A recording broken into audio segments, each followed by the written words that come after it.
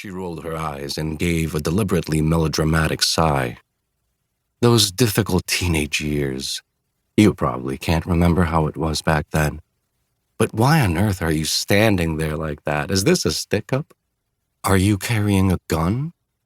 You can take my money, you can take my life, but please spare my china. Come in, you'll catch your death of cold. If you don't mind me waiting, Mrs. Chapman, I said, following her through the entry hall into the living room. Always the gentleman, Helen's mother said. She was wearing dark blue jeans with cuffs rolled up to mid-calf and a light blue blouse with sleeves pushed up to the elbows. On the oval table in front of the couch stood a half-empty glass of wine and a dark wine bottle. Beside them lay an open book face down. The suburban housewife, she said, sweeping out an arm, drinking alone in her Connecticut living room. Can you think of a more perfect cliché?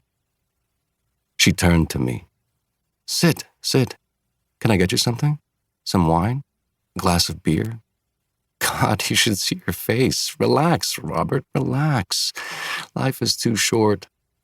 Ginger ale? Lemonade? A nice glass of air? Come, take a load off your feet, she said, collapsing onto the couch. Helen's mother sat down and took a swallow of wine. She patted the couch and settled back. Roy's in the city tonight, some last-minute thing at work. Strange. All winter long, I look forward to these summer nights, and once they're here, what happens? They drive me mad. How can anyone sit still on a night like this? So, Robert, talk to me. Tell me your deepest secrets. She placed her chin on the back of one hand and blinked at me in a parody of flirtation. She took another sip of wine and leaned back. Well, I said, I know what you mean about these nights. They feel peaceful, drowsy. You want to lie down and close your eyes like a cat. But they don't really leave you alone. They keep pushing at you like a hand on your back. If you know what A hand on your back, exactly. She looked at me sharply. There's hope for you yet, sir. She leaned forward and filled her glass. She took another sip and leaned back, closing her eyes. When I was your age, she said. She opened her eyes. Don't you find it stifling in here? She reached over her shoulder and pushed at her back. Get a move on, old girl. Time's a-flying. She stood up. Who can stay inside on a night like this? Let's step out back.